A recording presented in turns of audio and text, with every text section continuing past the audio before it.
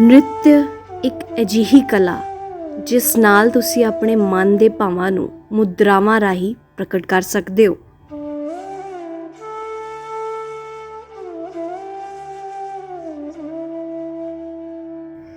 ਭਾਰਤਨਾਟਿਅਮ ਇੱਕ ਅਜਿਹਾ ਨਾਚ ਹੈ ਜੋ ਹਜ਼ਾਰਾਂ ਸਾਲ ਪੁਰਾਣਾ ਹੈ ਅਤੇ ਰੂਹ ਨੂੰ ਰੱਬ ਨਾਲ ਮਿਲਾਉਣ ਦਾ ਕੰਮ ਕਰਦਾ ਹੈ।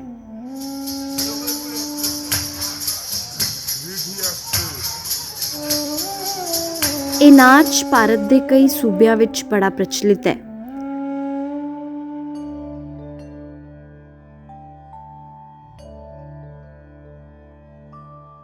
ਇਸ ਨਾਚ ਵਿੱਚ ਮਹਾਰਤ ਹਾਸਲ ਕਰਨ ਵਾਲੀ ਪਠਾਨਕੋਟ ਦੀ ਇੱਕ ਨ੍ਰਿਤਿਆਂਗਨਾ ਸਮ੍ਰਿਤੀ ਸ਼ਰਮਾ, ਜਿਸ ਨੇ ਦੁਨੀਆ ਭਰ ਦੇ ਵਿੱਚ ਭਾਰਤ ਦਾ ਨਾਂ ਰੌਸ਼ਨ ਕੀਤਾ ਹੈ, ਉਸਨੇ ਦੁਨੀਆ ਦੀ ਸੋਚ ਨਾਲ ਲੜ ਕੇ ਆਪਣੇ ਆਪ ਨੂੰ ਕਾਮਯਾਬੀ ਦੇ ਮੁਕਾਮ ਤੇ ਪਹੁੰਚਾਇਆ ਹੈ।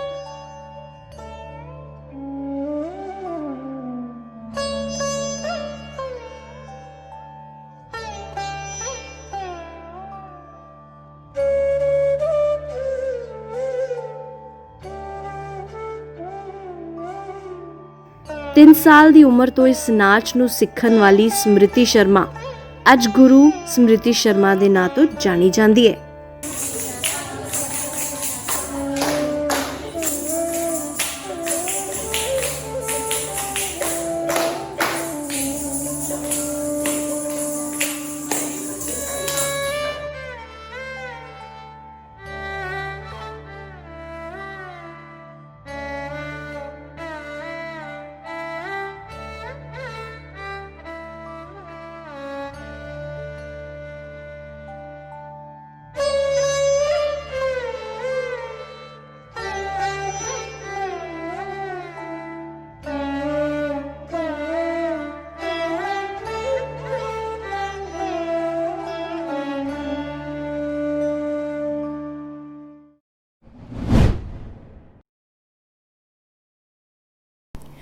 ਧੀਆਂ ਤੇ ਧੀਆਂ ਧੀਆਂ ਦਾ ਕੀ ਹੈ, ਕੁੜੀਆਂ ਤੇ ਚਿੜੀਆਂ ਚਿੜੀਆਂ ਦਾ ਕੀ ਹੈ। ਅੱਜ 21ਵੀਂ ਸਦੀ ਵਿੱਚ ਵੀ ਧੀਆਂ ਨੂੰ ਕੁੱਖ ਵਿੱਚ ਹੀ ਮਾਰ ਦਿੱਤਾ ਜਾਂਦਾ ਹੈ ਤੇ ਨਾਲ ਨਾਲ ਜੇ ਬਚ ਵੀ ਜਾਵੇ ਤੇ ਉਸ ਨੂੰ ਘਰ ਦੀ ਪਾਬੰਦੀਆਂ ਵਿੱਚ ਬੰਨ੍ਹ ਲਿਆ ਜਾਂਦਾ ਹੈ। ਉੱਥੇ ਹੀ ਅੱਜ ਪਠਾਨਕੋਟ ਦੀ ਇੱਕ ਧੀ, ਜਿਨੇ ਨਾ ਕੇਵਲ ਆਪਣੇ ਪਰਿਵਾਰ ਦਾ ਬਲਕਿ ਪੂਰੇ ਦੇਸ਼ ਦਾ ਨਾਮ ਪੂਰੇ ਵਿਸ਼ਵ ਵਿੱਚ ਰੌਸ਼ਨ ਕੀਤਾ ਹੈ। ਆਓ ਅੱਜ ਮਿਲਦੇ ਹਾਂ ਮਿਸ ਸਮ੍ਰਿਤੀ ਸ਼ਰਮਾ ਨੂੰ, ਜੋ ਕਿ ਬਚਪਨ ਤੋਂ ਹੀ ਮਾਡਲਿੰਗ, ਐਕਟਿੰਗ ਤੇ ਫਾਈਨਲੀ ਡਾਂਸ ਵਿੱਚ ਜਿਨ੍ਹਾਂ ਨੇ ਆਪਣਾ ਕਰੀਅਰ ਬਣਾਇਆ ਹੈ। ਵੈਲਕਮ ਮਿਸ ਸਮ੍ਰਿਤੀ। ਪਹਿਲੇ ਤਾਂ ਤੁਹਾਡਾ KRT ਨਿਊਜ਼ ਵਿੱਚ ਹਾਰਦਿਕ ਸਵਾਗਤ ਹੈ। ਮੈਂ ਜਾਣਨਾ ਚਾਹੁੰਦੀ ਹਾਂ ਕਿ ਤੁਸੀਂ ਕਿਸ ਤਰ੍ਹਾਂ ਸੋਚਿਆ ਕਿ ਤੁਹਾਨੂੰ ਇਹ ਐਕਟਿੰਗ, ਮਾਡਲਿੰਗ ਛੱਡ ਕੇ ਇੱਕ ਡਾਂਸਰ ਦੀ ਤਰ੍ਹਾਂ ਇੱਕ ਡਾਂਸ ਫਾਰਮ ਨੂੰ ਅੱਗੇ ਲੈ ਕੇ ਜਾਣਾ ਹੈ। ਸਤਿ ਸ਼੍ਰੀ ਅਕਾਲ। ਸਭ ਤੋਂ ਪਹਿਲਾਂ ਮੈਂ ਬਹੁਤ ਧੰਨਵਾਦ ਕਰਨਾ ਚਾਹਾਂਗੀ KRT ਟੀਮ ਦੀ ਕਿ ਉਹ ਸਾਡੇ ਕੋਲ ਆਏ ਅਤੇ ਉਹ ਜਾਣਨਾ ਚਾਹੁੰਦੇ ਨੇ ਕਿ ਇੱਕ ਕਲਾਸੀਕਲ ਪਰਫੋਰਮਰ ਕੀ ਸੋਚਦੀ ਹੈ, ਕੀ ਜਾਣਦੀ ਹੈ ਡਾਂਸ ਬਾਰੇ, ਕਿ ਮੈਨੂੰ ਮੌਕਾ ਮਿਲਿਆ। ਕਲਾਸੀਕਲ ਡਾਂਸ ਮੈਂ ਫਾਈਨਲੀ ਕਿਉਂ ਚੁਣਿਆ ਸਭ ਕੁਝ ਕਰਨ ਤੋਂ ਬਾਅਦ? ਕਹਿੰਦੇ ਆ, ਜੇ ਤੁਸੀਂ ਆਪਣੇ ਆਪ ਨੂੰ ਕਿਸੇ ਆਰਟ ਨੂੰ ਸੌਂਪ ਦਿਓ, ਉਸੇ ਵੇਲੇ ਹੀ ਤੁਸੀਂ ਆਪਣੇ ਆਪ ਨੂੰ ਜਾਣ ਜਾਂਦੇ।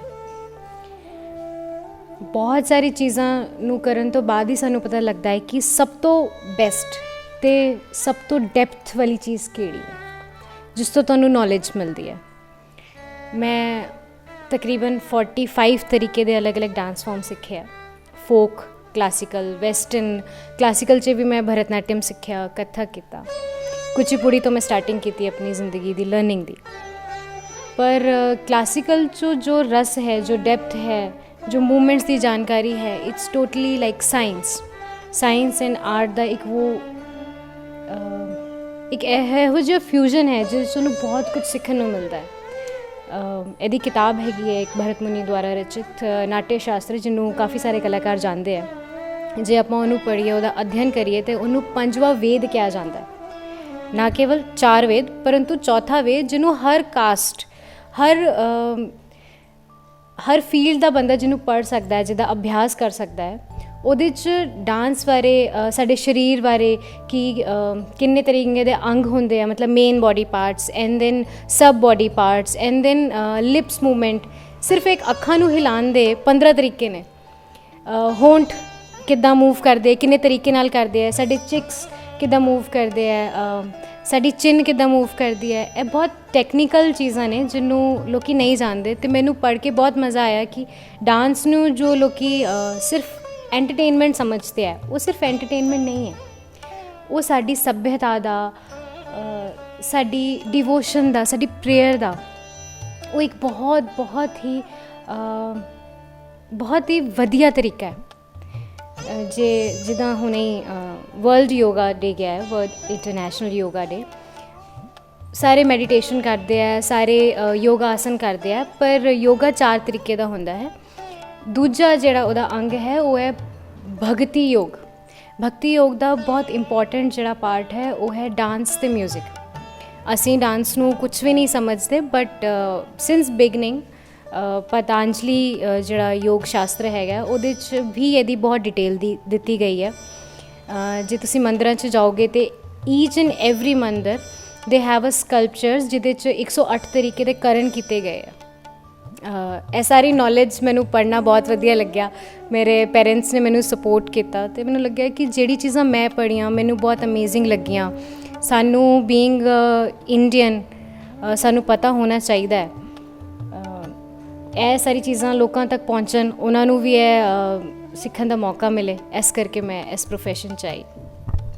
ਸੋ ਮੈਮ, ਜਿਸ ਤਰ੍ਹਾਂ ਤੁਸੀਂ ਕਿਹਾ ਕਿ ਤੁਹਾਡੇ ਮਾਤਾ ਪਿਤਾ ਨੇ ਬਹੁਤ ਜ਼ਿਆਦਾ ਸਪੋਰਟ ਕੀਤਾ, ਬਟ ਫਿਰ ਵੀ ਕਈ ਵਾਰੀ ਕੀ ਹੁੰਦਾ ਨਾ ਕਿ ਫੈਮਿਲੀ ਵਿੱਚ ਕੁਛ ਟੌਂਟ ਕੱਸਣ ਵਾਲੇ, ਨਹੀਂ ਪੁੱਤਰ ਜੀ ਤੁਸੀਂ ਇਸ ਫੀਲਡ ਵਿੱਚ ਨਹੀਂ ਜਾ ਸਕਦੇ।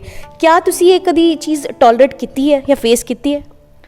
ਪੰਜਾਬੀ 'ਚ ਕਹਿੰਦੇ ਨੇ ਸ਼ਰੀਕ ਤਾਂ ਸ਼ਰੀਕ ਹੀ ਹੁੰਦੇ ਆ, ਅਤੇ ਤੁਸੀਂ ਕੁਛ ਨਹੀਂ ਕਰ ਸਕਦੇ। ਬਟ ਮੈਨੂੰ ਜਿਹੜੀ ਸਪੋਰਟ ਮੇਰੀ ਬੈਕਬੋਨ ਹੈਗੀ ਹੈ ਮੇਰੇ ਪੇਰੈਂਟਸ। ਮੇਰੇ ਮੋਮ ਡੈਡ ਨੇ ਕਿਹਾ ਜੋ ਮਰਜ਼ੀ ਕੋਈ ਕਹਿੰਦਾ ਪੁੱਤਰ ਤੂੰ ਸਿੱਖਣਾ ਹੈ, ਅਤੇ ਇੱਕ ਚੀਜ਼ ਉਹਨਾਂ ਦੀ ਰਹੀ ਕਿ ਜੋ ਵੀ ਤੂੰ ਕਰ ਰਹੀ ਹੈ ਇਟ ਸ਼ੁੱਡ ਬੀ ਬੈਸਟ, ਆਪਣੀ ਪਰਫੈਕਸ਼ਨ ਤੱਕ ਕਰੋ, ਕਿਉਂਕਿ ਲੋਕਾਂ ਦਾ ਕੰਮ ਹੈ ਬੋਲਣਾ, ਉਹਨਾਂ ਨੇ ਬੋਲਣਾ ਹੀ ਹੈ, ਕਿਉਂਕਿ ਉਹਨਾਂ ਦੀ ਸੋਚ ਹੀ ਉਨੀ ਕੁ ਹੈ, ਉਹਨਾਂ ਦੀ ਜਾਣਕਾਰੀ ਉਨੀ ਹੈ, ਉਹਨਾਂ ਨੂੰ ਤੁਸੀਂ ਗਲਤ ਨਹੀਂ ਕਹਿ ਸਕਦੇ। ਠੀਕ ਹੈ, ਜ਼ਰੂਰੀ ਹੈ ਕਿ ਅਸੀਂ ਜਿਹੜੀ ਚੀਜ਼ ਜਾਣਦੇ ਹਾਂ, ਜਿਹਨੂੰ ਮਹਿਸੂਸ ਕਰਨੇ ਆ, ਉਸ ਲੈਵਲ 'ਤੇ ਲੋਕਾਂ ਨੂੰ ਦੱਸੀਏ। ਅਤੇ ਜਿਹੜੀ ਵੀ ਮੇਰੀ ਟਰੋਫੀਜ਼ ਨੇ ਇਹ ਸਭ ਲੋਕ ਕਹਿੰਦੇ ਕਿ ਮੇਰੀ ਸਕਸੈਸ ਹੈਗੀ ਹੈ, ਪਰ ਮੈਂ ਕਹਿਣਾ ਚਾਹੁੰਦੀ ਹਾਂ ਕਿ ਇਹ ਜੋ ਹੈਗੀ ਹੈ ਨਾ, ਇਹ ਸਭ ਤੋਂ ਪਹਿਲਾਂ ਉਹਨਾਂ ਲੋਕਾਂ ਨੂੰ ਜਾਂਦੀ ਹੈ ਜਿਹੜੇ ਕਹਿੰਦੇ ਇਹ ਕੁੜੀ ਇਹ ਕੁਛ ਨਹੀਂ ਕਰ ਸਕਦੀ। ਠੀਕ ਹੈ, ਬੀਇੰਗ ਅ ਬ੍ਰਾਹਮਣ ਕੁੜੀ ਨੱਚਦੀ ਹੈ ਜਾ ਕੇ ਬਾਹਰ। ਠੀਕ ਹੈ, ਸਾਡੇ ਖਾਨਦਾਨ 'ਚ ਮਤਲਬ ਇਸ ਤਰ੍ਹਾਂ ਕਿਸ ਤਰ੍ਹਾਂ ਕਰ ਸਕਦੇ ਹੈ, ਇਸ ਤਰ੍ਹਾਂ ਦੀ ਚੀਜ਼ਾਂ, ਮਤਲਬ ਪਹਿਲਾ ਕ੍ਰੈਡਿਟ ਉਹਨਾਂ ਨੂੰ, because they said you can't do it, ਅਤੇ I should definitely do it. And then my parents, ਕਿਉਂਕਿ ਜੇ ਮੈਂ 3 ਘੰਟੇ ਰਿਆਜ਼ ਕਰਨੀ ਆ ਅਤੇ ਉਹ ਮੈਨੂੰ 3 ਘੰਟੇ ਦੇਖਦੇ ਆ, ਮੈਨੂੰ ਮੋਟੀਵੇਟ ਕਰਦੇ ਆ, ਹਰ ਗਲਤੀ 'ਤੇ ਮੈਨੂੰ ਸਮਝਾਉਂਦੇ ਨੇ ਇਹਨੂੰ ਔਰ ਵਧੀਆ ਕੀਤਾ ਜਾ ਸਕਦਾ ਹੈ। ਅਤੇ ਦੂਜਾ ਉਹਨਾਂ ਨੂੰ ਜਾਂਦਾ ਹੈ। ਥਰਡ ਜਾਂਦਾ ਹੈ ਜੋ ਮੇਰੇ ਗੁਰੂ ਹੈ। ਠੀਕ ਹੈ, ਉਹਨਾਂ ਨੇ ਬਹੁਤ ਇੰਪੋਰਟੈਂਟ ਰੋਲ ਪਲੇ ਕੀਤਾ। ਬਚਪਨ ਤੋਂ ਮੈਂ ਸਿੱਖ ਰਹੀ ਹਾਂ, ਬਹੁਤ ਸਾਰੇ ਟੀਚਰਸ ਤੋਂ ਸਿੱਖਿਆ, ਹਰ ਕਿਸੇ ਨੇ ਬਹੁਤ ਸਾਰੀ ਵਧੀਆ ਚੀਜ਼ਾਂ ਸਿਖਾਈਆਂ, ਪੇਸ਼ੈਂਸ ਦਿੱਤਾ ਕਿ ਸਭ ਕੁਝ ਹੋਣ ਦੇ ਬਾਵਜੂਦ ਵੀ ਲਗੇ ਰਹੋ, ਪ੍ਰੈਕਟਿਸ ਕਰਦੇ ਰਹੋ ਆਪਣੀ। ਅਤੇ then fourth, every mistake I have done during the practice. ਇਹ 4 ਚੀਜ਼ਾਂ ਬਹੁਤ ਇੰਪੋਰਟੈਂਟ ਨੇ ਹਰ ਟਰੋਫੀ ਦੇ ਪਿੱਛੇ। ਮਤਲਬ ਜੇ ਅੱਜ ਤੱਕ 1000-2000 ਟਰੋਫੀਆਂ ਤਾਂ ਤੁਸੀਂ ਹਿਸਾਬ ਲਾ ਸਕਦੇ ਹੋ ਕਿ ਉਹਦੇ ਪਿੱਛੇ ਕਿੰਨੀ ਮਿਹਨਤ ਹੈ ਮੇਰੇ ਟੀਚਰਸ ਦੀ, ਮੇਰੇ ਪੇਰੈਂਟਸ ਦੀ, ਅਤੇ ਉਹਨਾਂ ਦਾ ਪੇਸ਼ੈਂਸ ਹੈਗਾ। ਬਿਲਕੁਲ ਸਹੀ ਤੁਸੀਂ ਕਿਹਾ, ਜਿਵੇਂ ਕਿ ਲੋਕਾਂ ਦਾ ਕੀ ਹੈ, ਲੋਕਾਂ ਨੇ ਤਾਂ ਬੋਲਣਾ ਹੀ ਬੋਲਣਾ ਹੈ, ਲੋਕਾਂ ਦਾ ਕੰਮ ਹੁੰਦਾ ਹੈ ਬੋਲਣਾ। ਮੈਂ ਜਾਣਨਾ ਚਾਹਾਂਗੀ ਇੱਕ ਚੀਜ਼ ਕਿ ਤੁਸੀਂ ਥਰਡ ਆਈ ਕਲਚਰ ਸਕੂਲ ਖੋਲ੍ਹਿਆ 2004 ਵਿੱਚ। ਤੁਹਾਨੂੰ 2004 ਤੋਂ ਲੈ ਕੇ ਅੱਜ ਤੱਕ ਕੀ ਪ੍ਰੋਬਲਮਸ ਫੇਸ ਕਰਨੀਆਂ ਪਈਆਂ, ਕੀ ਟੋਲਰੇਟ ਕਰਨਾ ਪਿਆ, ਸਕਸੈਸ ਸਾਰਾ ਕੁਛ? ਐਕਚੁਅਲੀ 2004 'ਚ ਆਪਾਂ ਇੰਸਟੀਟਿਊਟ ਓਪਨ ਕੀਤਾ ਸੀਗਾ। ਜ਼ਿਆਦਾ ਜਿਹੜੀ ਕਾਮਨ ਡੀਲਿੰਗ ਹੈ ਮੇਰੇ ਫਾਦਰ ਸਾਹਿਬ ਦੀ ਹੈ, ਉਹ ਇਹਨੂੰ ਰਨ ਕਰ ਰਹੇ। ਮੈਂ ਬੇਸਿਕਲੀ ਐਜ਼ ਅ ਫੈਸਿਲੀਟੇਟਰ ਇੱਥੇ ਕੰਮ ਕਰਦੀ ਹਾਂ। ਮਤਲਬ ਮੈਂ ਆਪਣੇ ਆਰਟ ਨੂੰ ਸ਼ੇਅਰ ਕਰਦੀ ਹਾਂ ਪੇਰੈਂਟਸ ਨਾਲ ਅਤੇ ਸਟੂਡੈਂਟਸ ਨਾਲ, ਬਾਕੀ ਕਮਿਊਨੀਕੇਸ਼ਨ ਜ਼ਿਆਦਾ ਮੇਰੇ ਫਾਦਰ ਸਾਹਿਬ ਦੀ ਰਹਿੰਦੀ ਹੈ, ਮੇਰੇ ਮਦਰ ਦੀ ਰਹਿੰਦੀ ਹੈ, ਉਹ ਡੀਲ ਕਰਦੇ ਆ। ਪਰ ਜਿਹੜੀ ਚੀਜ਼ ਮੈਨੂੰ ਪ੍ਰੋਬਲਮ ਥੋੜ੍ਹੀ ਜਿਹੀ ਆਉਂਦੀ ਹੈ ਉਹ ਹੈ ਕਿ ਪੰਜਾਬ ਦੇ ਜਿਹੜੇ ਲੋਕ ਆ ਜਾਂ ਨਾਰਥਰਨ ਇੰਡੀਆ ਤੋਂ ਜਿਹੜੇ ਵੀ ਇਲਾਕੇ ਤੋਂ ਲੋਕ ਆਉਂਦੇ ਆ, ਉਹ ਪਹਿਲਾਂ ਤੋਂ ਹੀ ਸੋਚ ਕੇ ਆਉਂਦੇ ਆ ਬਹੁਤ ਕੁਛ। ਅਸ਼ਟਵਕਰ ਦੀ ਕਿਤਾਬ ਪੜ੍ਹੀ ਹੈ। ਅਸ਼ਟਵਕਰ ਸੀਤਾ ਜੀ ਦੇ ਜਿਹੜੇ ਫਾਦਰ ਸੀਗੇ, ਠੀਕ ਹੈ, ਉਹਨਾਂ ਦੇ ਸ਼ਿਸ਼ਯ ਸੀਗੇ, ਠੀਕ ਹੈ, ਜਨਕ ਜੀ। ਉਹਨਾਂ ਦੇ ਗੁਰੂ ਨੇ ਕਿਤਾਬ ਲਿਖੀ ਹੈ, ਉਹਦੇ 'ਚ ਕਿਹਾ ਹੈ ਕਿ ਗਿਆਨ ਪਾਉਣ ਵਾਸਤੇ ਸਾਨੂੰ ਟਾਈਮ ਨਹੀਂ ਲੱਗਦਾ। ਉਸ ਤਰ੍ਹਾਂ ਹੀ ਮੈਂ ਕਹਿਣਾ ਚਾਹਾਂਗੀ ਕਿ ਡਾਂਸ ਆਉਣ ਨੂੰ ਟਾਈਮ ਨਹੀਂ ਲੱਗਦਾ, ਬਟ ਉਹਨੂੰ ਜੀਣ 'ਚ ਟਾਈਮ ਲੱਗਦਾ। ਜੀਣਾ ਪੈਂਦਾ ਕਿਸੇ ਚੀਜ਼ ਨੂੰ। ਤੁਸੀਂ ਬਸ ਸਟੈਪ ਆ ਗਿਆ, ਇੱਕ ਵਾਰੀ ਕਰ ਲਿਆ ਅਤੇ ਆ ਹੀ ਜਾਏਗਾ, ਇੱਕ ਵਾਰੀ ਨਹੀਂ 4 ਵਾਰੀ 'ਚ ਆ ਜਾਏਗਾ ਚਲੋ, ਪਰ ਉਹਨੂੰ ਜੀਣ ਵਾਸਤੇ ਨਾ ਤੁਹਾਨੂੰ 1000 ਵਾਰ ਉਹਨੂੰ ਕਰਨਾ ਪੈਂਦਾ। ਮਤਲਬ ਤੁਸੀਂ ਸੁੱਤੇ ਪਏ ਹੋ ਤਾਂ ਵੀ ਤੁਹਾਡਾ ਡਾਂਸ ਦਿਖਣਾ ਚਾਹੀਦਾ, ਤੁਸੀਂ ਕੰਮ ਕਰ ਰਹੇ ਹੋ ਤਾਂ ਵੀ ਤੁਹਾਡਾ ਡਾਂਸ ਦਿਖਣਾ ਚਾਹੀਦਾ, ਤੁਹਾਡੇ ਦਿਮਾਗ 'ਚ ਚੱਲਣਾ ਚਾਹੀਦਾ, ਉਹਨੂੰ ਕਹਿੰਦੇ ਜੀਣਾ। ਉਹ ਥੋੜ੍ਹਾ ਇੱਥੋਂ ਦੇ ਲੋਕ ਹਾਲੇ ਘੱਟ ਸਮਝਦੇ ਆ। ਸਾਡੀ ਕੋਸ਼ਿਸ਼ ਹੈਗੀ ਹੈ ਕਿ ਉਹ ਉਹਨੂੰ ਹੋਰ ਸਮਝਣ, ਪਰ ਇੰਨੇ ਸਾਲਾਂ ਦੀ ਜਰਨੀ 'ਚ ਮੈਨੂੰ ਕਈ ਬਹੁਤ ਹੀ ਪਿਆਰੇ ਸਟੂਡੈਂਟਸ ਮਿਲੇ ਹੈ ਜਿਨ੍ਹਾਂ ਨੇ ਬਹੁਤ ਕੁਝ ਸਿੱਖਿਆ। ਕਾਫੀ ਸਾਰੇ ਸਕੂਲਸ 'ਚ ਵਰਕ ਕਰ ਰਹੇ ਨੇ as a dance teacher. I am very proud of that thing, ਕਿਉਂਕਿ ਇੱਕ ਟੀਚਰ ਵਾਸਤੇ ਤਾਂ ਇਹੀ ਅਚੀਵਮੈਂਟ ਹੁੰਦੀ ਹੈ। ਮੇਰੀ ਇੱਕ ਸਟੂਡੈਂਟ ਹੈ Swati, she has been doing graduation in dance, ਅਤੇ ਉਹਨੇ ਲਗਾਤਾਰ 3 ਸਾਲ ਯੂਥ ਫੈਸਟੀਵਲ 'ਚ ਟੌਪ ਕੀਤਾ, ਆਪਣੇ ਸਬਜੈਕਟ 'ਚ ਟੌਪ ਕਰ ਰਹੀ ਹੈ। ਆਉਣੇ ਵਾਲੇ ਸਮੇਂ 'ਚ ਤੁਸੀਂ ਉਹਨੂੰ ਦੇਖੋਗੇ ਹੋਰ ਇੰਟਰਨੈਸ਼ਨਲ ਪਲੈਟਫਾਰਮਸ 'ਤੇ, ਨੈਸ਼ਨਲ ਪਲੈਟਫਾਰਮਸ 'ਤੇ। ਪਾਰੁਲ ਮੈਮ ਹੈਗੇ ਆ, ਉਹਨਾਂ ਨੇ ਉਮਰ 'ਚ ਕਾਫੀ ਵੱਡੇ, ਉਹਨਾਂ ਨੇ ਕਾਫੀ ਲੇਟ ਸ਼ੁਰੂ ਕੀਤਾ ਡਾਂਸ, ਬਟ ਉਹ ਇੰਨੇ ਲੋ ਲੈਵਲ 'ਤੇ ਜਾ ਕੇ ਸਿੱਖਦੇ ਜਿੱਦਾਂ ਬਿਲਕੁਲ ਇੱਕ ਛੋਟਾ ਬੱਚਾ ਹੁੰਦਾ ਨਾ ਕਿ ਹਾਂ ਮੈਨੂੰ ਸਿੱਖਣ ਦਾ ਚਾਅ ਹੈ। ਇਸ ਕਰਕੇ ਉਹਨਾਂ ਨੇ ਥੋੜ੍ਹੇ ਹੀ ਸਮੇਂ 'ਚ ਆਪਣੀ ਵਿਸ਼ਾਰਤ ਭਰਤਨਾਟਿਅਮ 'ਚ ਕੰਪਲੀਟ ਕਰ ਲਈ। ਉਹਨਾਂ ਨੇ ਕੱਥਕ ਸਿੱਖਿਆ ਅਤੇ ਨੈਸ਼ਨਲ ਇੰਟਰਨੈਸ਼ਨਲ ਲੈਵਲ ਦੀ ਸਟੇਜਸ 'ਤੇ ਉਹਨਾਂ ਨੇ ਪਰਫੋਰਮ ਕੀਤਾ, ਬਹੁਤ ਸਾਰੀ ਟਰੋਫੀਜ਼ ਲੈ ਕਰ ਆਏ। ਇੱਕ ਮੁੰਡਾ ਹੈ ਮੇਰਾ ਸਟੂਡੈਂਟ ਮ੍ਰਿਗਾਂਕ, ਉਹਨੇ ਵੈਸਟਰਨ ਫਾਰਮ ਕੀਤਾ। ਹੀ is the only one in northern India ਜਿਹੜਾ ਏਰੀਅਲ ਸਿਲਕ ਪਰਫੋਰਮ ਕਰਦਾ। ਮਤਲਬ ਇੱਕ ਸਿਲਕ ਦੇ ਕਲੋਥ ਦੇ ਉੱਪਰ ਬਹੁਤ ਸਾਰੇ ਮੂਵਮੈਂਟਸ ਹੁੰਦੇ ਜਿੱਦਾਂ ਭਰਤਨਾਟਿਅਮ 'ਚ ਹੁੰਦੇ ਹੈ, ਉਹ ਕਰਦਾ ਹੈ, ਹਿਪ ਹੌਪ ਕਰਦਾ ਹੈ, ਕੰਟੈਂਪਰਰੀ ਫਾਰਮ ਕਰਦਾ ਹੈ। Then he started Kathak. ਬਹੁਤ ਸਾਰੇ ਲੋਕਾਂ ਨੇ ਬਹੁਤ ਸਾਰੇ ਕਮੈਂਟ ਕੀਤੇ ਜਿੱਦਾਂ ਮੈਂ ਕਿਹਾ, ਅਤੇ ਬਟ ਵੈਨ ਹੀ ਪਰਫੋਰਮਡ, ਇੱਕ ਉਹਨਾਂ ਨੇ ਐਕਸਪੀਰੀਅੰਸ ਮੇਰੇ ਨਾਲ ਸ਼ੇਅਰ ਕੀਤਾ, ਮੈਂ ਦੱਸਣਾ ਚਾਹਾਂਗੀ ਕੈਮਰੇ ਉੱਤੇ, ਕਿ ਉਹਨਾਂ ਨੇ ਇੱਕ ਸ਼ਹਿਰ ਦੇ ਬਹੁਤ ਮੰਨੇ ਹੋਏ ਕੰਪੀਟੀਸ਼ਨ 'ਚ ਪਰਫੋਰਮ ਕੀਤਾ। ਇਨੀਸ਼ੀਅਲੀ ਵੈਨ ਹੀ ਵਾਜ਼ ਸਟੈਂਡਿੰਗ ਇਨ ਦ ਗ੍ਰੀਨ ਰੂਮ, ਅਤੇ ਲੋਕਾਂ ਨੇ ਕਮੈਂਟ ਕੀਤਾ ਕੁੜੀ ਕੁੜੀ ਕੁੜੀ, ਹੈ ਨਾ, ਜਿੱਦਾਂ ਲੋਕਾਂ ਨੂੰ ਆਦਤ ਹੁੰਦੀ ਹੈ। ਬਟ ਵੈਨ ਹੀ ਪਰਫੋਰਮਡ ਔਰ within 1 minute only, because it was a very short performance, ਅਤੇ ਲੋਕਾਂ ਨੇ ਬਹੁਤ ਐਪਰੀਸ਼ੀਏਟ ਕੀਤਾ। ਲੋਕੀ ਕਿਉਂਕਿ ਉਹਨਾਂ ਨੇ ਸ਼ਿਵ ਪ੍ਰਭੂ ਦਾ ਤਾਂਡਵ ਕੀਤਾ ਸੀਗਾ, ਅਤੇ ਲੋਕੀ ਭੰਮ ਭੰਮ ਬੋਲੇ, ਸ਼ਿਵ ਜੀ ਦੇ ਨਾਅਰੇ ਲਗਾਉਣ ਲੱਗ ਪਏ। ਲੋਕਾਂ ਨੇ ਉਹਨੂੰ ਇੰਨਾ ਐਪਰੀਸ਼ੀਏਟ ਕੀਤਾ। ਕਈਆਂ ਦੇ ਮੈਨੂੰ ਫੋਨ ਆਏ ਕਿ ਤੁਹਾਡਾ ਮੁੰਡਾ ਛਾ ਗਿਆ, ਉਹਨੇ ਬਹੁਤ ਵਧੀਆ ਕੀਤਾ, ਮਤਲਬ ਸਾਨੂੰ ਬਹੁਤ ਅਮੇਜ਼ਿੰਗ ਲੱਗਿਆ। ਕੱਥਕ ਇੱਕ ਫੈਮੀਨਾਈਨ ਡਾਂਸ ਫਾਰਮ ਇੱਥੇ ਮੰਨਿਆ ਜਾਂਦਾ ਹੈ, but being a boy he did it very nicely. Dance is dance, don't classify it as a male ਹੈ, ਇਹ ਫੀਮੇਲ ਹੈ, ਇੱਦਾਂ ਕਿੱਦਾਂ ਕਰ ਸਕਦੇ ਹਾਂ ਆਪਾਂ। Very true. ਮੈਮ, ਤੁਸੀਂ ਇੱਕ ਹੋਰ ਗੱਲ ਮੇਰੇ ਦਿਮਾਗ ਵਿੱਚ ਆਈ ਕਿ ਮੈਂ ਜਾਣਨਾ ਚਾਹੁੰਦੀ ਹਾਂ ਕਿ ਤੁਸੀਂ ਕਿਹੜੇ ਡਾਂਸ ਫਾਰਮ ਵਿੱਚ ਮਹਾਰਤ ਹਾਸਿਲ ਕਰੀ ਹੋਈ ਹੈ। ਮਹਾਰਤ ਬਹੁਤ ਵੱਡਾ ਸ਼ਬਦ ਹੈ, ਇੱਦਾਂ ਨਹੀਂ ਕਹਿ ਸਕਦੀ ਕਿ ਮਹਾਰਤ ਹਾਸਿਲ ਕੀ ਹੋਈ ਹੈ, ਕਿਉਂਕਿ ਹਾਲੇ ਵੀ ਮੈਂ ਬਹੁਤ ਕੁਝ ਲਰਨ ਕਰ ਰਹੀ ਹਾਂ।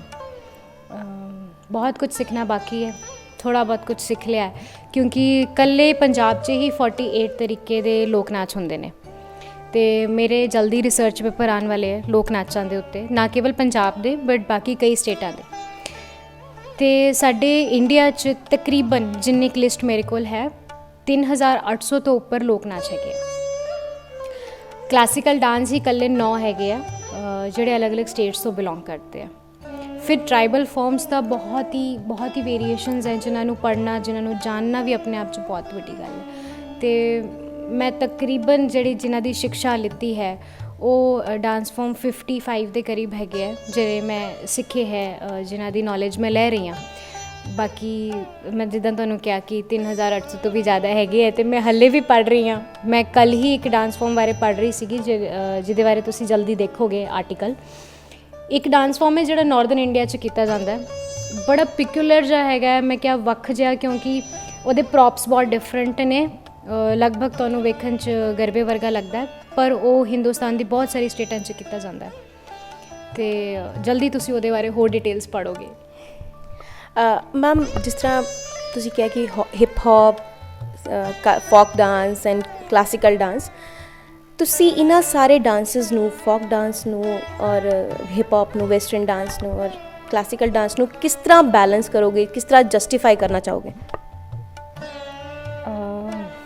ਐਕਚੁਅਲੀ ਮੈਂ ਕਹਾਂਗੀ ਕਿ ਜਿੱਦਾਂ ਆਪਾਂ ਡਾਂਸ ਸਿੱਖਦੇ ਹਾਂ, ਠੀਕ ਹੈ, ਜਾਂ ਆਪਾਂ ਕੋਈ ਡਰੈਸ ਪਾਉਂਦੇ ਹਾਂ, ਠੀਕ ਹੈ, ਅਤੇ ਅੱਜ ਮੈਂ ਡਿਸਾਈਡ ਕੀਤਾ ਕਿ ਮੈਂ ਇੱਕ ਇੰਡੀਅਨ ਅਟਾਇਰ ਪਾਵਾਂਗੀ।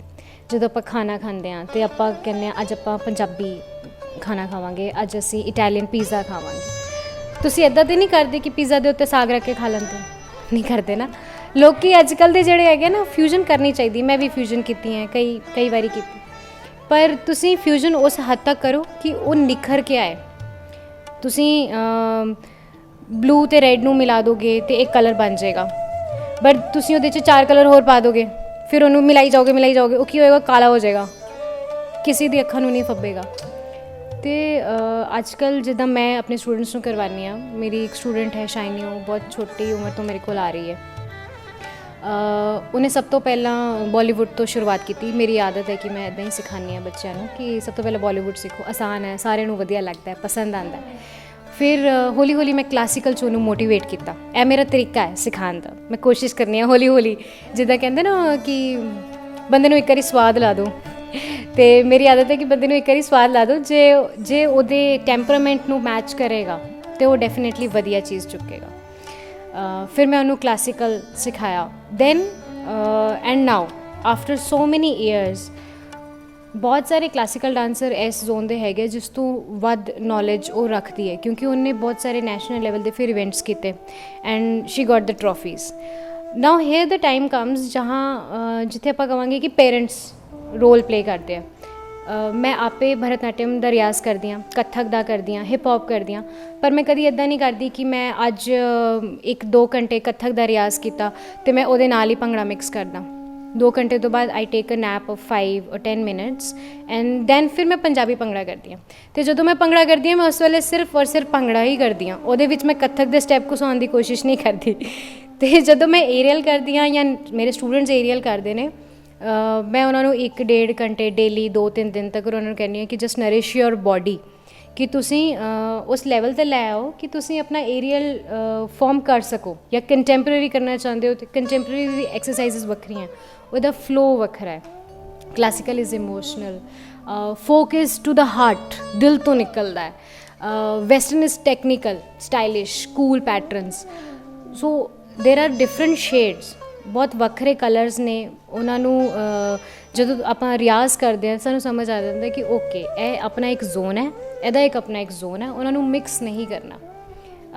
ਔਰ ਮੈਂ ਇਹ ਵੀ ਕਹਾਂਗੀ ਕਿ ਜਿਹੜੇ ਲੋਕ ਵੈਸਟਰਨ ਕਰਦੇ ਆ ਜਾਂ ਕਲਾਸੀਕਲ ਕਰਦੇ ਆ, ਫੋਕ ਕਰਦੇ ਆ, ਉਹ ਇਸ ਚੀਜ਼ ਨੂੰ ਰਿਸਪੈਕਟ ਕਰਨ ਕਿ ਜਿਹੜਾ ਦੂਸਰਾ ਆਰਟ ਫਾਰਮ ਹੈ ਉਹ ਵੀ ਵਧੀਆ ਹੈ, ਬਸ਼ਰਤੇ ਤੁਹਾਨੂੰ ਰਿਆਜ਼ ਕਰਨਾ ਪਏਗਾ। ਤੁਸੀਂ ਬਸ ਉੱਪਰੀ ਕਰਨ ਤੋਂ ਬਾਅਦ ਇਹ ਨਹੀਂ ਕਹਿ ਸਕਦੇ ਅਰੇ ਇਹ ਵੈਸਟਰਨ ਕਰ ਰਹੇ ਹੋ, ਡੈਪਥ ਤੱਕ ਕਰੋ। ਜਿਹੜੀ ਚੀਜ਼ ਹੈ ਪਰਫੈਕਸ਼ਨ ਤੱਕ ਕਰੋ, ਮਤਲਬ 1000 ਵਾਰ 2000 ਵਾਰ ਤੁਹਾਡੀ ਬੋਡੀ ਬੋਲੇ।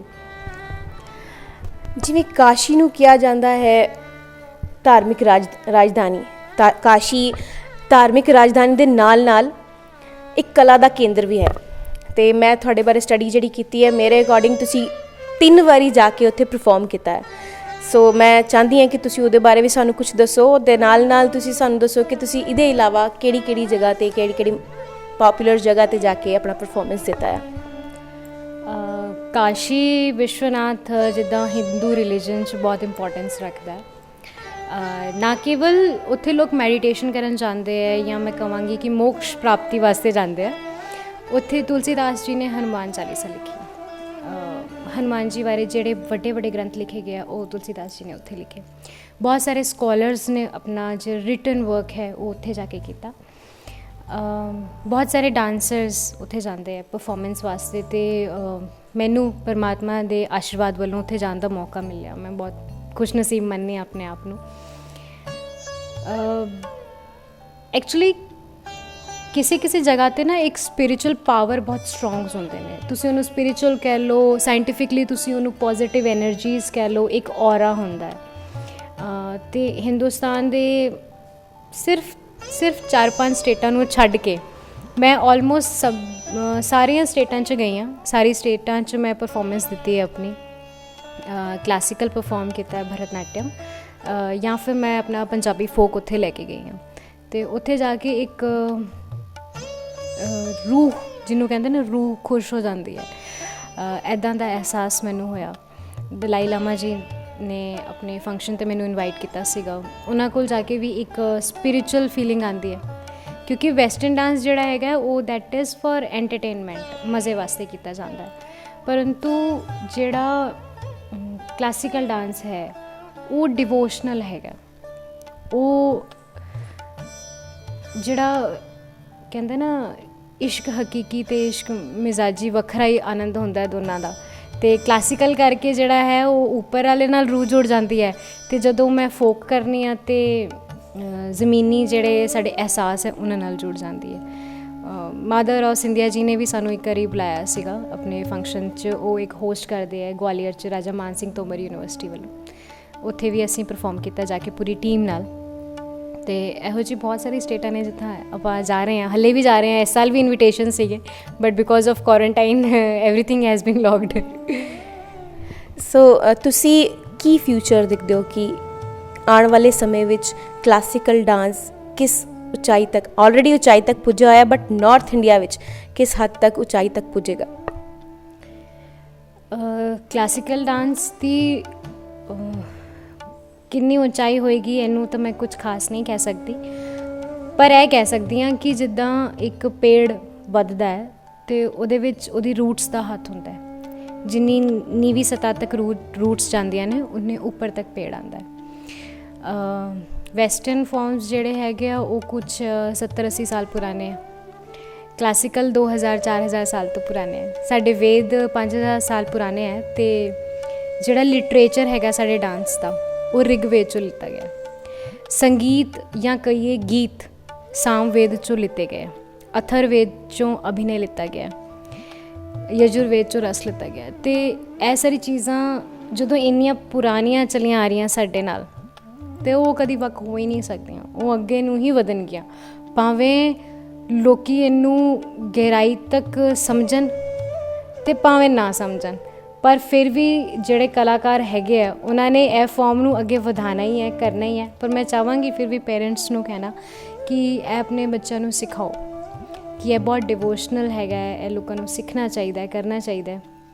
ਔਰ ਆਉਣ ਵਾਲੇ ਸਮੇਂ 'ਚ ਮੇਰੀ ਕੁਛ ਬੁੱਕਸ ਆ ਰਹੀਆਂ ਨੇ ਇਹਦੇ ਉੱਤੇ, ਤੁਹਾਨੂੰ ਜਲਦੀ ਪੜ੍ਹਨ ਨੂੰ ਮਿਲੇਗਾ। ਕਹਿੰਦੇ ਨਾ ਕਿ ਇੱਕ ਕੋਸ਼ਿਸ਼ ਕਰਨਾ ਸਾਡਾ ਫਰਜ਼ ਬਣਦਾ ਹੈ, ਅਤੇ ਮੇਰੀ ਕੋਸ਼ਿਸ਼ ਹੈ ਕਿ ਮੀਡੀਆ ਦੇ ਥਰੂ, ਬੁੱਕਸ ਦੇ ਥਰੂ, ਆਰਟੀਕਲਸ ਦੇ ਥਰੂ, ਪਰਫੋਰਮੈਂਸਿਸ ਦੇ ਥਰੂ, ਫ੍ਰੀ ਵਰਕਸ਼ਾਪਸ ਮੈਂ ਲਗਾ ਰਹੀ ਹਾਂ ਕਲਾਸੀਕਲ ਦੇ ਉੱਤੇ, ਫੋਕ ਦੇ ਉੱਤੇ।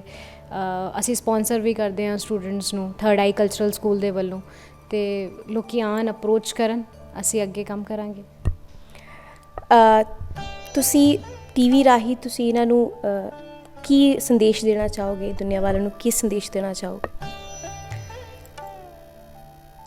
ਮੇਰੀ ਇੱਕ ਸੀਰੀਜ਼ ਆਉਣ ਵਾਲੀ ਹੈ ਜਲਦੀ, ਮੇਰੇ ਮਨ ਦੇ ਵਿਚਾਰਾਂ ਉੱਤੇ ਅਤੇ ਡਾਂਸ ਨੂੰ ਲੈ ਕਰ। ਉਹਦੇ 'ਚ ਮੈਂ ਇੱਕ ਲਾਈਨ ਕਹੀ ਹੈ ਕਿ ਰੀਸੈਂਟਲੀ ਕਾਫੀ ਖਬਰਾਂ 'ਚ ਰਿਹਾ ਸੀਗਾ ਇੱਕ ਕਲਾਕਾਰ ਜਿਹਨੇ ਆਤਮ ਹੱਤਿਆ ਕਰ ਲਈ। ਮੈਂ ਕਹਿਣਾ ਚਾਹਾਂਗੀ ਜਦੋਂ ਬੱਚਾ ਵੱਡਾ ਹੁੰਦਾ ਹੈ ਨਾ, ਅਸੀਂ ਉਹਨੂੰ ਖਿਡੌਣੇ ਦਿੰਦੇ ਹਾਂ, ਉਹਦੇ ਮਨਪਸੰਦ ਦੀ ਚੀਜ਼ਾਂ ਦਿੰਦੇ ਹਾਂ। ਪਰ ਮੇਰੇ ਪੇਰੈਂਟਸ ਨੇ ਜੋ ਦਿੱਤਾ ਮੈਨੂੰ, ਮੈਂ ਚਾਹੁੰਦੀ ਹਾਂ ਕਿ ਤੁਸੀਂ ਵੀ ਆਪਣੇ ਬੱਚੇ ਨੂੰ ਉਹੀ ਚੀਜ਼ ਦਿਓ ਜੇ ਤੁਸੀਂ ਉਹਦਾ ਫਿਊਚਰ ਕਿਤੇ ਵਧੀਆ ਜਗ੍ਹਾ 'ਤੇ ਦੇਖਣਾ ਚਾਹੁੰਦੇ ਹੋ। ਸਭ ਤੋਂ ਪਹਿਲਾਂ ਉਹਨੂੰ ਇੱਕ ਆਰਟ ਗਿਫਟ ਕਰੋ। ਇੱਕ art, any art that can be painting, drawing, singing, anything. Visual arts 'ਚ ਬਹੁਤ ਸਾਰੀ ਵੇਰੀਏਸ਼ਨਸ ਨੇ, ਪਰਫੋਰਮਿੰਗ ਆਰਟਸ 'ਚ ਵੀ ਬਹੁਤ ਸਾਰੀ ਵੇਰੀਏਸ਼ਨਸ ਨੇ। ਉਹਨਾਂ ਨੂੰ ਇੱਕ ਆਰਟ ਗਿਫਟ ਕਰੋ, ਕਿਉਂਕਿ ਸਭ ਕੁਝ ਚਲਾ ਜਾਏਗਾ। ਇੱਕ ਆਰਟ ਇਹੋ ਜਿਹੀ ਚੀਜ਼ ਹੈ ਜਿਹੜੀ ਕਦੀ ਵੀ ਤੁਹਾਡੇ ਤੋਂ ਅਲੱਗ ਨਹੀਂ ਹੋਏਗੀ। ਡਿਪਰੈਸ਼ਨ ਇਹ ਬਹੁਤ ਦੂਰ ਦੀ ਗੱਲਾਂ ਨੇ ਸਾਡੇ ਵਾਸਤੇ, ਅਸੀਂ ਤਾਂ ਦੂਜੇ ਨੂੰ, ਮੁਰਦੇ ਨੂੰ ਜਿੰਦਾ ਕਰ ਦਈਏ, ਹੈ ਨਾ। ਅਤੇ ਦਿਸ ਇਜ਼ ਆਰਟ। ਐਂਡ ਦੂਸਰੀ ਜਿਹੜੀ ਚੀਜ਼ ਹੈ ਉਹਨੂੰ ਬੁੱਕਸ ਦਿਓ। That's why I am working for both the fields, arts and books. ਕਿਤਾਬ ਕਹਿੰਦੇ ਨਾ ਸਭ ਤੋਂ ਵਧੀਆ ਦੋਸਤ ਕੌਣ ਹੁੰਦਾ ਹੈ? ਕਿਤਾਬਾਂ ਹੁੰਦੀਆਂ ਨੇ। ਤੇ ਕਿਤਾਬਾਂ ਦਿਓ, ਵਧੀਆ ਕਿਤਾਬਾਂ ਦਿਓ। ਹਰ ਸਾਲ ਜਨਮ ਦਿਨ ਤੇ ਇੱਕ ਕਿਤਾਬ ਐਟਲੀਸਟ ਗਿਫਟ ਕਰੋ ਆਪਣੇ ਬੱਚੇ ਨੂੰ। ਹੌਲੀ ਹੌਲੀ ਕਦੀ ਤਾਂ ਇੱਕ ਦਿਨ ਆਏਗਾ ਕਿ ਉਹ ਪੜ੍ਹੇਗਾ ਕਿਤਾਬ ਨੂੰ, ਕਦੀ ਖੋਲ੍ਹ ਕੇ ਦੇਖੇਗਾ, ਨਹੀਂ ਤਾਂ ਤੁਹਾਡੇ ਜਾਨ ਮਗਰੋਂ ਰੋ ਰੋ ਕੇ ਹੀ ਦੇਖੇਗਾ ਸਹੀ, ਬਟ ਕਿਤਾਬਾਂ ਜ਼ਰੂਰ ਦੇਖੇਗਾ। ਅਤੇ ਜਿਹੜੀ ਚੀਜ਼ ਕਿਤਾਬ 'ਚ ਲਿਖ ਦਿੱਤੀ ਗਈ ਹੈ ਉਹ ਤੁਹਾਡੇ ਨਾਲ ਹਮੇਸ਼ਾ ਰਹੇਗੀ। ਤੁਸੀਂ ਉਹਨੂੰ ਕਦੇ ਵੀ ਪੜ੍ਹ ਸਕਦੇ ਹੋ, ਕਦੀ ਸਮਝ ਸਕਦੇ ਹੋ, ਐਂਡ ਹਮੇਸ਼ਾ ਤੁਹਾਡੇ ਕੰਮ ਆਏਗੀ। ਆਈ ਰੀਡ ਅ ਲੋਟ। ਮੈਂ ਦਿਨ 'ਚ ਕੋਸ਼ਿਸ਼ ਕਰਨੀ ਆ ਕਿ ਮੈਂ ਅਲੱਗ-ਅਲੱਗ 5-6 ਵੇਰੀਏਸ਼ਨਸ ਦੀ ਥੋੜ੍ਹੀ ਨੌਲੇਜ ਗੇਨ ਕਰਦੀ ਰਹਾਂ। ਇੱਕ ਕਿਤਾਬ ਮੈਂ ਹਮੇਸ਼ਾ ਆਪਣੇ ਬੈੱਡ ਲਾਗੇ ਰੱਖਣੀ ਆ, ਆਪਣੇ ਬੈਗ 'ਚ ਮੈਂ ਹਮੇਸ਼ਾ ਇੱਕ ਕਿਤਾਬ ਕੈਰੀ ਕਰਨੀ ਆ, ਜਾਂ ਫੋਨ 'ਚ ਤੁਸੀਂ ਐਪ ਰੱਖ ਸਕਦੇ ਹੋ ਇੱਕ ਆਪਣਾ ਬੁੱਕਸ ਦਾ, ਐਂਟਰਟੇਨਮੈਂਟ ਦਾ ਨਹੀਂ, ਬੁੱਕਸ ਦਾ। ਯੂਜੂਅਲੀ ਆਪਾਂ ਮਿਸਯੂਜ਼ ਕਰਦੇ ਹਾਂ ਫੋਨਸ ਨੂੰ, ਉਹ ਨਹੀਂ। ਤੁਸੀਂ ਵਧੀਆ ਜਿਹੀ ਇੱਕ ਬੁੱਕ ਰੱਖੋ ਆਪਣੇ ਫੋਨ 'ਚ, ਉਹਨੂੰ ਪੜ੍ਹੋ। ਅਤੇ ਮੇਰਾ ਇਹੀ ਮੈਸੇਜ ਹੈ ਕਿ ਬਸ ਇਹ 2 ਚੀਜ਼ਾਂ 'ਤੇ ਫੋਕਸ ਕਰੋ। ਸਿੱਖੋ ਜਿੰਨਾ ਸਿੱਖ ਸਕਦੇ ਹੋ, ਜਿੰਨਾ ਸ਼ੇਅਰ ਕਰ ਸਕਦੇ ਹੋ, and everybody is most welcome. ਮੇਰੇ ਕੋਲ ਕਦੀ ਵੀ ਡਾਂਸ ਸਿੱਖਣ ਆ ਸਕਦੇ ਹੈ। ਤੁਹਾਡੇ ਨਾਲ ਗੱਲਬਾਤ ਕਰਨ ਦਾ ਮੈਨੂੰ ਬਹੁਤ ਮਜ਼ਾ ਆਇਆ। ਮੈਂ ਤਹਿ ਦਿਲ ਤੋਂ ਧੰਨਵਾਦ ਕਰਨਾ ਚਾਹਾਂਗੀ ਫਿਰ ਤੋਂ ਇੱਕ ਵਾਰ KRT TV ਦਾ, ਅਤੇ ਮੈਡਮ ਚੰਨਪ੍ਰੀਤ ਕੌਰ ਦਾ, ਜਿਨ੍ਹਾਂ ਨੇ ਇੰਨੇ ਵਧੀਆ ਕੁਐਸਚਨਸ ਮੇਰੇ ਵਾਸਤੇ ਰੱਖੇ ਸੀਗੇ। ਵਧੀਆ ਲੱਗਦਾ ਜਦੋਂ ਕੋਈ ਦਿਲ ਨਾਲੋਂ ਪੁੱਛਦਾ ਹੈ, ਅਤੇ ਫਿਰ ਦਿਲ ਨਾਲ ਜਵਾਬ ਦੇਣ ਦਾ ਵੀ ਬਹੁਤ ਮਜ਼ਾ ਆਉਂਦਾ ਹੈ। Thank you so much. Thank you very much ma'am. ਮੈਨੂੰ ਵੀ ਬਹੁਤ ਚੰਗਾ ਲੱਗਿਆ ਤੁਹਾਡੇ ਨਾਲ ਗੱਲ ਕਰਨ ਦਾ। ਅਸੀਂ ਹੁਣ ਇਸ ਤੋਂ ਬਾਅਦ ਅਸੀਂ ਤੁਹਾਨੂੰ ਹਰ ਵਾਰੀ ਰੂਬਰੂ ਕਿਸੇ ਨਾ ਕਿਸੇ ਪੰਜਾਬ ਦੇ ਮਹਾਨ ਅਤੇ ਦੱਬੇ ਹੋਏ ਕਲਾਕਾਰਾਂ ਨਾਲ ਤੁਹਾਨੂੰ ਮਿਲਾਉਂਦੇ ਰਹਾਂਗੇ। ਵੇਖਦੇ ਰਹੋ KRT ਨਿਊਜ਼।